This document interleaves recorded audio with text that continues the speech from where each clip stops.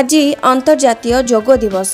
योग दिवस को नहीं आज कोणार्क स्थित सूर्य मंदिर परिसर में यह अति धूमधाम रे पालन करा जायछि।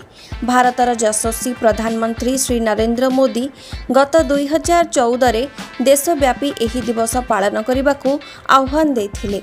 एही अवसर में आज अंतर्जातीय योग दिवस 11 वर्ष रे पाद थापिछि। योग दिवस अवसर में एक पृथ्वी एक स्वास्थ्य थीम को नहीं एही कार्यक्रम आयोजन होइथिला।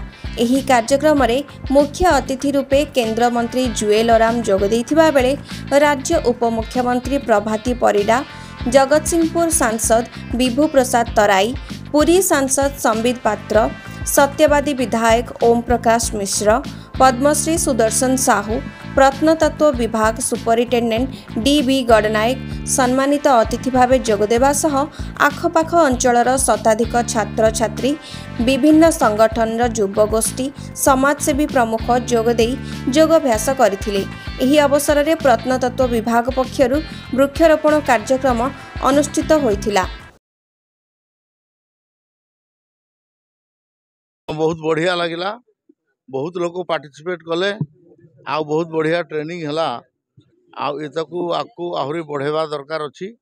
एठी योग करिवार अन्यतम कारण हैला जे ए स्थान टूरिज्म दृष्टि आकू आहुरी बढ़ू, एतार पॉपुलैरिटी बढ़ू, सेतिपय बोलिकरी मते एठी पठाइतला। आ मु धन्यवाद दउछि मोर संगे संबित पात्र, विभू तराई एमपी, डेप्टी चीफ मिनिस्टर आमर प्रभाती परिडा, पूर्वतन एमपी एमएलए आमर बायोधर मलिक, ये समस्त थिले। बहुत लोग पार्टिसिपेट कले। मु ऑर्गेनाइज करथिबा आर्कोलॉजिकल सर्वे वाला को बहुत बहुत धन्यवाद दूची। देखंतु आज बहुत बहुत शुभेच्छा और अभिनंदन जनाऊँ आमे समस्त ओडिशा निवासी जो 11तम योग दिवस इंटरनेशनल योग दिवस आज अनुष्ठित होईछि। आम सांगरे आमर माननीय उपमुख्यमंत्री प्रभाती परिडा महोदया, केंद्रीय मंत्री जुएल ओराम, आमर विधायक ओम प्रकाश जी एवं आमर विभू तराई सांसद जगतसिंहपुर समस्त उपस्थित थाई आमे आमर ऐतिहासिक स्थल कोणार्क आगरे आज योग करिछु। देखंतु संजोग देखंतु 11 वर्ष नरेंद्र मोदी सरकार पूर्ण होईछि, 1 वर्ष ओडिशा सरकार मोहन माझी सरकार पूर्ति होईछि।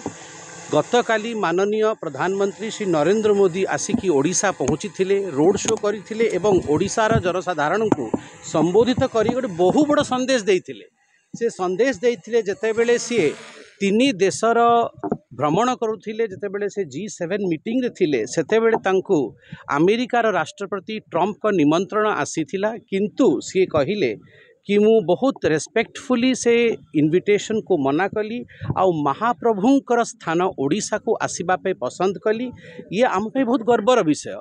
आज जते बेले आमे सेही महाप्रभुंक स्थान पुरी रे कोणार्क सूर्य मंदिर आगरे जोग करूछु, आमको नरेंद्र मोदी जहाँ कहिथिले से कथा मन पड़ी जाउची एवं आमको मध्य बहुत गर्वर अनुभूति होची कि आमे जते एठी नेता नेत्री एवं अंचलवासी एठी अछु, आमे होचु पुरीर निवासी। महाप्रभु को ये स्थान सूर्य मंदिर ये स्थान आमे पूरा विश्व को विज्ञान शिखैचु, सूर्य आराधना शिखैचु। से मु बहुत धन्यवाद देवी नरेंद्र मोदी को। विश्व दरबार रे योग को स्थापित करछंती आ योग माध्यम रे आजिर संदेश होची फ्रॉम मी टू वी। केवल आम पाई नुहे, आमे पूरा संसार पाई चिंता करिबा आ आमे समस्ते आम निज स्व को छाड़ी की पूरा विश्वर चिंता करिबा। आ सबुठ बड़ संदेश जहाँ आज प्रधानमंत्री देइचंती, आजिर जो वातावरण युद्धर रही अनेक युद्ध चली से भितरे केमिति आमे निज भितरे शांति प्राप्त करिबा योग माध्यम रे से संदेश आज प्रधानमंत्री देइचंती। तांको बहुत बहुत साधुवाद। आपण समस्त को साधुवाद जे आज आपण समस्ते योग दिवस रे भाग नैचंती। धन्यवाद।